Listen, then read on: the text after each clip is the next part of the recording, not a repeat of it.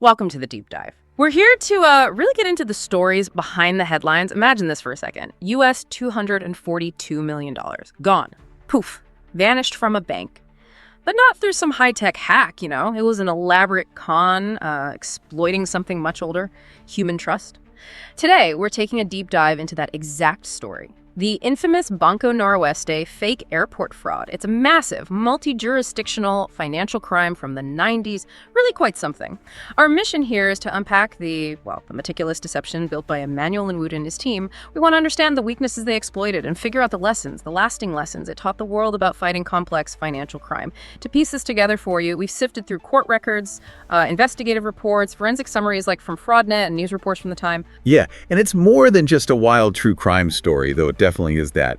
It's really a critical look at how human psychology, gaps in the system, and global finance all sort of mesh together. For you, the listener, it offers some really clear aha moments about spotting and hopefully protecting against sophisticated scams down the line, learning from the past, basically. Okay, so let's set the scene. The late 20th century. What was the banking world like then? You had this explosion in money flowing across borders, right? But the rules, the regulations. All over the place. Hugely different from country to country. It sounds like almost fertile ground for fraudsters. Absolutely. And Nigeria in the 1990s is a key part of that picture. You have these big infrastructure projects, state ones, private ones. And the political economy, well, it often involved things like patronage, discretionary decisions. So this kind of atmosphere made claims about secret government-backed deals seem maybe more plausible than they should have been, especially to outsiders, foreign investors. Plausible enough to hand over millions, apparently. Right. And then you add correspondent bank, banks holding accounts for other banks internationally, plus offshore financial centers. These channels let money move fast, often with a limited immediate checking. So you had this mix of incentives, weak spots. It allowed frauds like this to run for years. Right, a perfect storm brewing. So they had the environment. Who did they actually target? And what was the specific scam? The main target, the person they really focused on, was a senior official at Brazil's Banco Noroeste. Court documents name him as Nelson Sakaguchi. Okay. And the con? The fake airport. I mean, that just sounds incredibly bold. Oh, it was audacious. The core story they spun was this huge, very profitable, very confidential airport contract in Abuja, Nigeria. Supposedly government-backed, of course. And it needed facilitation payments and commissions paid up front, interim payments. But the airport? Complete fiction. Didn't exist. Never planned. Just thin air. Wow. Okay. How on earth do you make that believable? It's not just saying there's an airport, right? What tactics did they use? This is where the social engineering was, well, frankly, brilliant in a criminal sense. Yeah. They used impersonation. Claimed to be acting for the Central Bank of Nigeria. One of them even pretended to be the governor of the central bank himself. The governor. That's a great claim. Exactly.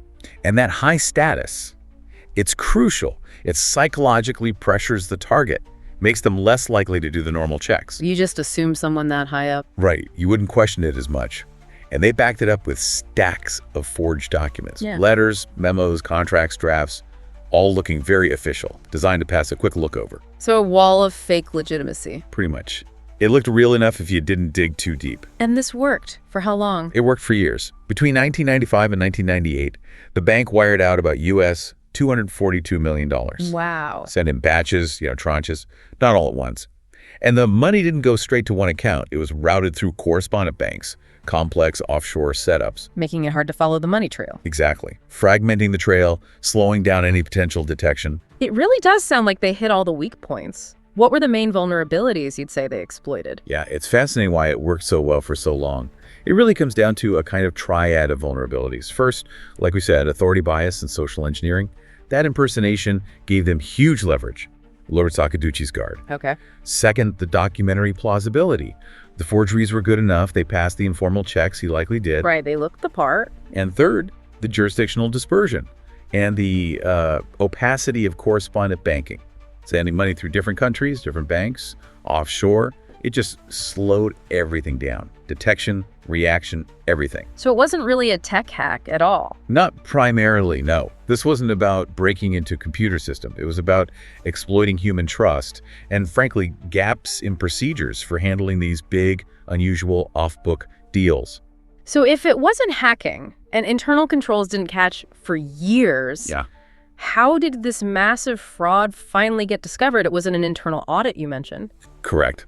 Which is telling in itself, isn't it? It actually came to light during due diligence for a totally separate external event. Specifically, a potential buyer, often reported as the Spanish bank Santander, was looking into acquiring Banco Noroeste in the late 90s. Merger and acquisition due diligence. Fresh eyes looking at the books. Exactly. And that process, that deep dive by an outside party, uncovered these huge sums sitting in offshore accounts, these irregular entries in the ledgers that just didn't add up. So it took an external review. It often does in these major bank frauds. External audits, M&A checks, sometimes regulators stepping in, they spot things internal systems missed. It really underlines why independent, maybe periodic forensic reviews are so valuable, especially for banks doing a lot of cross-border business. Okay, so the fraud is uncovered. Santander raises the alarm. What happens next? It must have triggered a huge international effort. Oh, absolutely. Once the scale was clear, it kicked off coordinated actions across multiple countries, trying to trace the money, freeze assets. You had Brazil, Nigeria, Switzerland, the US, the UK, all involved. And the people behind it, Emmanuel Nwude and the others. Prosecutors in Nigeria eventually brought charges. Multiple individuals, including Nwude. The charges were things like conspiracy, getting money by false pretenses, forgery, money laundering, the whole package. Nigeria's Economic and Financial Crimes Commission, the EFCC, which was pretty new back then, set up in the early 2000s, took a lead role.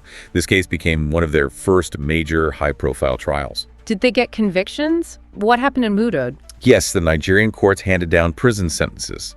Emmanuel Nwude got a cumulative sentence, widely reported as 25 years. And they did manage to identify and seize substantial assets in other countries, too. Some money was recovered, at least partially. Partially recovered. Yeah. That sounds like getting all $242 million back was difficult. Extremely difficult. And this highlights the real challenges of international cooperation in these big fraud cases. What kind of challenge? Well, you've got legal hurdles, like formal mutual legal assistance treaties, the official way countries ask each other for evidence. That takes time. Different countries have different rules about what evidence is admissible in court. Right. Then you have banking secrecy laws in some places, which can slow things down or block access. And just the sheer logistical nightmare of untangling transactions that have been deliberately layered and moved across multiple banks and shell companies in different parts of the world. So it's never simple. Far from it. It shows how complex recovery can be, even when the crime itself is uncovered. So looking back now, decades later, what's the legacy of this? What did the financial world actually learn from the Banco Noroeste case? It definitely left a mark. Several lasting effects, really. For banking practice, it led to a lot more skepticism, much more formal policies around unusual commission requests, especially those off-book deals. And it definitely pushed banks to strengthen their know your customer KYC rules, verifying who their clients actually are. Plus, better monitoring of transactions, especially in correspondent banking. Banks are just much more cautious now about these kinds of confidential investment pitches. Makes sense. What about the legal side or institutions? Well, in Nigeria, the case really boosted the profile of the EFCC. It helped build their expertise and the skills of prosecutors and investigators dealing with complex international financial crime. A steep learning curve, but valuable. And asset recovery, you mentioned some success there. Yeah, the parts that did work showed how useful these informal networks of specialists can be. Groups like ICC FraudNet, lawyers who specialize in chasing assets across borders. And it hammered home how crucial it is to get that international cooperation going early and make it coordinated. Speed matters. So if you had to boil it down, what's the ultimate lesson here? I think the biggest takeaway is that massive financial crime often isn't about super sophisticated tech. It's about exploiting culture, procedures, and fundamentally human trust. Preventing similar things needs a mix. Yes, strong procedures for verifying big, weird transactions. Yes, regular forensic audits, but also better info sharing between banks and having those international legal tools ready to go fast. It really showed that alongside all the tech safeguards, you absolutely need those human factor controls. Checks and balances on individual decisions. So the Nwude case, the fake airport, it really stands as a landmark. Just the sheer audacity, the scale, and how it wove together social engineering, forgery, and using the global financial system against itself. Exactly. And while using those tactics, the social engineering, spreading the money around different jurisdictions, while that can delay discovery, doesn't make the crime invisible forever. The very same global connections that make the fraud possible. They eventually provide the pathways to uncover it, and sometimes recover the funds. So the challenge for financial systems is to keep pairing the technical defenses with cultural or procedural norms that limit the impact of any single point of failure, especially human judgment in these huge, out-of-the-ordinary deals. So thinking about everything we've just unpacked, what really stands out to you from this deep dive?